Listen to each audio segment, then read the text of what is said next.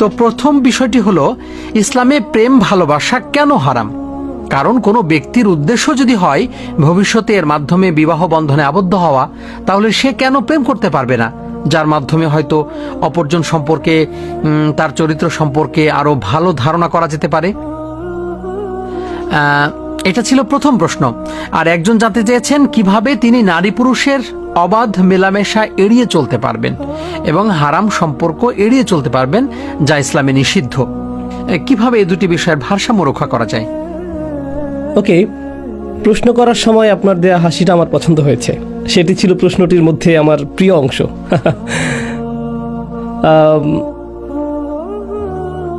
এই বিষয়ে আমার মতামত হলো, প্রেম হলো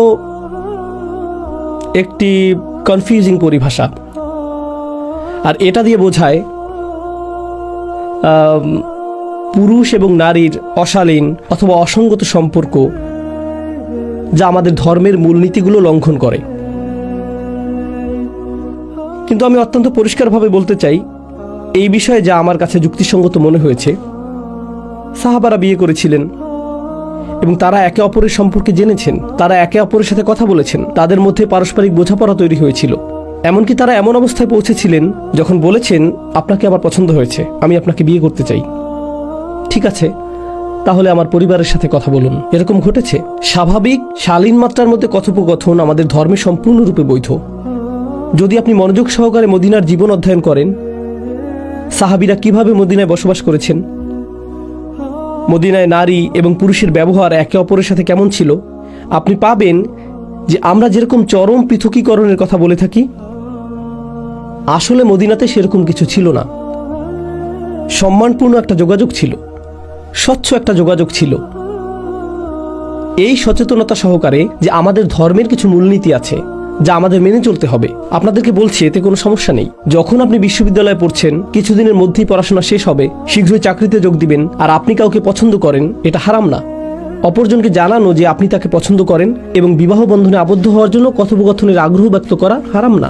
কিন্তু হ্যাঁ, আপনি যদি একান্তে সময় কাটানো শুরু করেন আর আপনারা নির্জন স্থানে একে অপরের সাথে রাত 3টা পর্যন্ত কথা বলেন এবং এ জাতীয় অন্যান্য কাজ করেন, তাহলে আপনি বিপদসীমার মধ্যে প্রবেশ করেছেন। কিন্তু আপনি সম্মানের সাথে প্রকাশ্যে স্বচ্ছতা সহকারে কারো সম্পর্কে জানার জন্য কথা বলতে পারেন। এমনকি মেয়েরাও যারা এখানে বসে আছে, তারা তাদের বাবাকে বলতে পারে যে বিশ্ববিদ্যালয়ের এক ছাত্র আমার সাথে কথা বলার প্রস্তাব দিয়েছে, আমিও তার সাথে কথা বলে দেখতে চাই। আপনি কি এতে সম্মত আছেন? এটা ঠিক আছে, এরকম করাতে কোনো সমস্যা নেই। আমাদের ধর্মীয় সাহিত্যে এরকম কিছু আমার চোখে পড়েনি যেখানে বলা হয়েছে যে এতটুকু পরিমাণ পারস্পরিক যোগাযোগ কোনোভাবে দোষণীয়। কিন্তু আপনি যদি কাউকে না জানেন, তার ব্যক্তিত্ব, তার পছন্দ অপছন্দ, তার হাস্যরসের অনুভূতি ইত্যাদি সম্পর্কে মোটামুটি ধারণা না নেন, আর আপনি যদি শুধু বলেন তাকে দেখে মনে হয় যে সে নামাজ আদায় করে, তার দাড়ি রাখা যথেষ্ট বড়, আমার মনে হয় এটুকুই যথেষ্ট, তাহলে আপনি হয়তো বিপর্যয়ের শিকার হতে পারেন। এরকম দম্পতি হয়তো 1 মাসের ব্যবধানে একে অপরকে ঘৃণা করা শুরু করতে পারে। তারা একসাথে আছে আর এখন অনুশোচনা বোধ করছে এজন্য যে আমি তাকে বিয়ে করেছি ইসলামের জন্য। এটা ইসলাম না। ইসলাম এটা বলছে না যে আপনাকে সম্পূর্ণ অপরিচিত একজনের সাথে বিবাহ বন্ধনে আবদ্ধ হতে হবে। ইসলাম কখনোই এগুলো বলেনি। আর আমি উন্মুক্ত প্রেম ভালোবাসার সংস্কৃতিও সমর্থন করি না। ইসলাম আমাদেরকে শালীনতাপূর্ণ কিছু দিক নির্দেশনা দিয়েছে, সেই সকল দিক নির্দেশনা অনুসরণ করুন। এমন কারোর সাথে পরিচয়, জানাশোনার মধ্যে কোনো সমস্যা নেই যার সাথে আপনি বিবাহ বন্ধনে আবদ্ধ হতে আগ্রহী। আমরা পশ্চিমা সভ্যতার মতো এরকম উদারপন্থীও না যেখানে ক্রয়ের আগে পরখ করে নেওয়ার নীতি মানা হয়। আর আমরা অন্যদিকেও চরমপন্থা অবলম্বন করি না, যেখানে আপনি কিছু দেখলেন না আর আপনার মা বললেন এই মেয়েটিকে বিয়ে করো, আর অমনি আপনি বিয়ে করে ফেললেন। এটা এরকমও না। একজন পুরুষ অথবা নারী হিসেবে আপনার নিজস্ব পছন্দ অপছন্দ আছে, আর আপনার অধিকার আছে যাচাই বাছাই করে দেখার।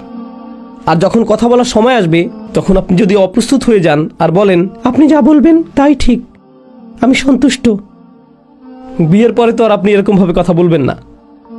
তখন ঝগড়া এত জোরে হবে যে স্বামীও বলবে তোমার এরকম পরিবর্তন কেন? প্রথম দেখায় তোমার কণ্ঠস্বর তো এত উঁচু ছিল না, তুমি বলেছিলে কোনো সমস্যা নেই, এখন তো দেখছি সব কিছুতেই সমস্যা, কি হয়ে গেল এখন? এটা এজন্য যে আমাদের পছন্দ অপছন্দ, আমাদের সীমা, আমাদের স্বাচ্ছন্দ্যের মাত্রা সম্পর্কে স্বচ্ছ কথোপকথনের ক্ষেত্রে আমরা অত্যন্ত ভীত।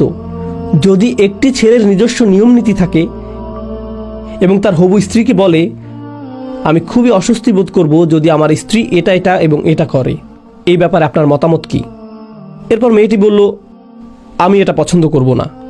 যদি আপনি সোশ্যাল মিডিয়ায় অন্য মেয়েদের সাথে কথা বলেন, আমার জন্য এটা হবে অস্বস্তির কারণ। আপনি আপনার সীমারেখা সম্পর্কে আলোচনা করতে পারেন। আপনি আলোচনা করতে পারেন এমন কিছু সম্পর্কে যা আপনার অনুভূতিতে আঘাত দিবে। আপনি আলোচনা করতে পারেন বিবাহিত জীবনে আপনার প্রত্যাশা নিয়ে। এগুলো গুরুত্বপূর্ণ আলোচনা। এটা আপনার বাকি জীবন। এটাই আপনার বাকি জীবন। একটি মেয়ে কি জিজ্ঞেস করতে পারে, আপনার মায়ের সাথে আমার সম্পর্ক কেমন হবে, এ ব্যাপারে আপনার মতামত কি? এটা একটা গুরুত্বপূর্ণ প্রশ্ন। কারণ যদি আপনার মা আমাকে কিছু করতে বলেন, আমি কি সেটাকে আপনার পক্ষ থেকে আসা আদেশ বলে বিবেচনা করব, নাকি সেটা ভিন্ন বিষয়? আমাদের ধর্মে কিন্তু এটা পৃথক। আমাদের সংস্কৃতিতে এটা পৃথক নয়, বরং আমাদের ধর্মে এটা পৃথক। আপনার দায়িত্বের মধ্যে আপনার স্বামীর দাবি রয়েছে, কিন্তু আপনার দায়িত্বের মধ্যে আপনার স্বামীর বর্ধিত পরিবার বা অন্য কারো দাবি নেই। আপনার স্বামীর কাছে তাদের দাবি আছে। সে আপনাকে এজন্য বিয়ে করেনি যে আপনি শুধু তার মায়ের সেবকে পরিণত হবেন। সে আপনাকে বিয়ে করেছে কারণ সে আপনার সাথে সম্পর্ক তৈরি করতে চায়, যেখানে সে আপনার দেখাশোনা করবে এবং আপনি তার দেখাশোনা করবেন।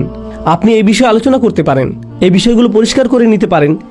এ জাতীয় গুরুত্বপূর্ণ বিষয় আলোচনা না করে ব্যয়বহুল নিকাহ, গায়ে হলুদ, বৌভাত, পার্টি এগুলো সব হয়তো হবে।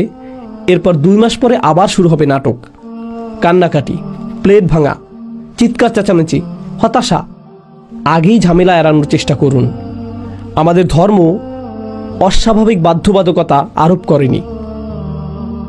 আমাদের ধর্ম দিয়েছে নৈতিক, আধ্যাত্মিক দিক নির্দেশনা। শুধু এগুলো অনুসরণ করুন, তাহলেই কোনো সমস্যা হবে না। এই একই উপদেশ যা আমার ছোট ভাই বোনদের দিচ্ছি, এই একই উপদেশ আমি আমার সন্তানদেরকেও দিব। আমার নিজের সন্তানদেরকে ভিন্ন কোনো উপদেশ দিব না।